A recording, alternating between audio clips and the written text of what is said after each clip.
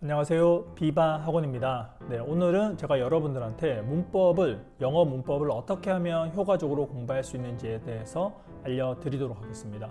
문법 같은 경우에는 영어 문법이 참 어렵습니다. 제가 학생들을 또 다뤄보면 독해, 듣기, 단어, 문법 이런 여러 가지 영역을 공부하다 보면 학생들이 가장 어려워하는 부분이 바로 문법입니다.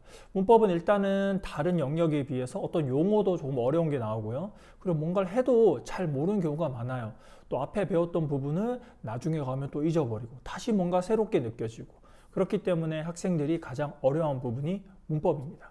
하지만 이 문법도 잘 효과적으로 극복하고 정복할 수 있는 방법이 있습니다. 그건 뭐냐면요. 반복 학습인데요. 이 반복 학습이 정말 중요합니다. 그냥 일반적인 반복 학습이 아니라 영어 같은 경우에는 영어 문법 같은 경우에는 비동사부터 현재 완료, 가정법, 특수구문까지 이렇게 한 바퀴 사이클이 있거든요. 이 사이클을 중학교 때도 공부하고 고등학교 때도 공부하는데 문법의 내용은 사실 똑같습니다. 중학교든 고등학교든. 하지만 이제 문제의 어떤 수준 또는 문제의 유형이 좀 달라질 뿐이거든요. 그래서 한 바퀴 사이클을 잘 공부해야 되는데 중학교 같은 경우에는 학교에서는 중학교 1학년부터 3학년까지 비동사부터 특수구문까지 한 3년에 걸쳐서 배우게 됩니다. 하지만 그렇게 배우게 되면 학원에서는 그렇게 하면 안 됩니다. 학원에서 공부할 때는 어떻게 해야 되냐면 비동사부터 특수구문까지를 최소한 1년 정도, 1년 안에 사이클을 다 끝내야 돼요. 그러니까 문법을 정복할 수 있는 방법은 비동사부터 특수구문까지 전체 사이클을 좀 짧게, 기간을 좀 짧게 해서 계속 반복을 여러 번 해줘야 되는 겁니다. 그렇게 하지 않은 경우에는 문법을 정복할 수가 없어요. 저희 학원에도 중학교 2학년 여학생이 있는데 지금 이제 2학년이니까 여름방학 정도 됐죠. 그 여학생 같은 경우에는 이제 초등학교 6학년 겨울방학부터 저랑 같이 영어 공부를 했는데 지금 이제 2학년 중간 정도 지났지만 전체 문법을 한 2바퀴 정도, 3바퀴 정도 돈 것 같아요. 지금은 또 얼마 전에 책이 끝났는데 그 책은 중학교 3학년이 다루는 책인데 거의 중학교에 배우는 영어 문법을 다 끝냈습니다.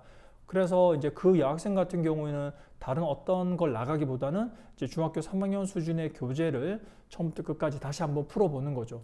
이렇게 하는 데는 한 2개월 또는 3개월 정도가 소요될 것 같아요. 그러면 그 여학생 같은 경우는 최대한 3개월 안에 다시 영어 전체 문법 사이클 한 바퀴 도는 거죠. 끝나면 다시 한번 사이클 한 바퀴 또 돌게 되고 제 계획대로라면 이제 겨울방학을 이제 2학년 겨울방학 들어갈 때쯤 고등 문법을 나갈 예정입니다. 이런 식으로 문법을 정복하기 위해서는 텀을 너무 길게 하면 안 되고 짧은 텀을 잡아서 반복적으로 계속 빨리 전체 순환을 공부를 해줘야 되는 거죠. 그러면 문법을 쉽게 정복할 수가 있습니다. 물론 처음 한 바퀴 돌 때는 시간이 많이 걸릴 수 있어요. 그리고 이해가 안 되는 부분이 있을 수도 있습니다. 너무 연연해 하지 마시고 전체 한 바퀴를 빨리 돌린다는 생각으로 한 바퀴 돌아오시고 다음 책으로 다시 한 바퀴 돌아갈 때는 자신이 몰랐던 부분, 이해하지 못했던 부분도 그 다음 책에서는 쉽게 이해되는 경우가 많거든요. 그렇기 때문에 처음 한 바퀴 돌 때는 너무 완벽하게 100%다 이해하겠다 이런 태도보다는 그냥 빨리 한번 전체를 훑어보겠다라는 생각으로 접근하는 게 좋습니다. 그리고 두 번째는 오답 노트인데요. 문법은 무엇보다도 정말 오답 노트의 효과가 정말 좋습니다.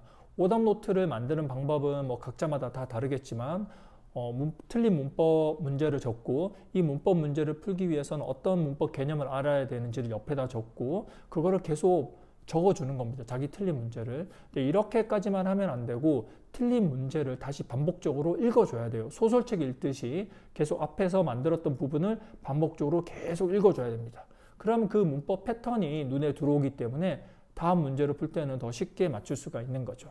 이런 식으로 문법을 정복하면 되겠습니다. 그리고 이번 주에는 우리 형국중학교 2학년 학생들이 수학여행이 있습니다. 수목금 수학여행을 다녀오게 되는데요.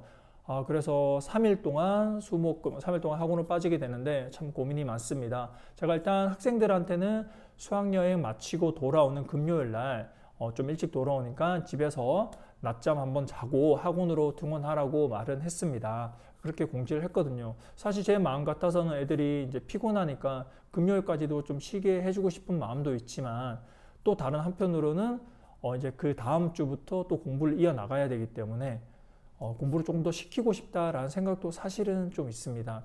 왜냐하면 3일 동안 쉬게 되면 공부 리듬이 좀 끊기거든요. 공부 리듬이 끊기게 되면 그 다음에 또 다시 이 흐름을 잡기가 조금 더 시간이 오래 걸릴 수가 있습니다. 또 제가 무엇보다도 학생들한테 늘 강조하는 게 있는데요. 공부하기 좋은 환경, 누구나 공부할 때 공부하면 평행선을 달립니다. 하지만 정말 공부하기 어려운 환경, 남들이 공부하고 있지 않을 때 그때 조금만 공부를 하면 그 격차를 정말 더 많이 벌일 수가 있거든요. 그런 경우에 빗대서 생각을 해보자면 수학여행 갔다 오면 사실 공부하고 싶지 않은 마음이 누구나 당연합니다. 쉬고 싶은 거죠. 하지만 이럴 때 단 1시간이라도 공부를 조금 할 수 있다면 그 효과는 한 2시간, 3시간의 효과가 나는 거죠. 왜냐하면 남들이 공부하지 않는 시기이기 때문입니다. 이런저런 이유로 저도 학생들한테 이제 금요일 날 마치고 한숨 잤다가 나오라고 공지를 했습니다.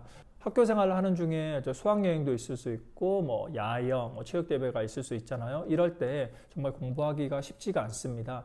이럴 때일수록 조금만 더 공부한다는 생각으로 무리하지 않게 1시간 정도만 훨씬 더 그 다음에 리듬을 이어갈 수 있을 거라고 생각이 됩니다. 제가 오늘 여러분들한테 어떤 영어 문법을 어떻게 효과적으로 공부할 수 있는지와 또 남들이 공부하지 않을 때 조금만 더 공부하면 그 효과는 배가 된다라는 것에 대해서 알려드렸습니다.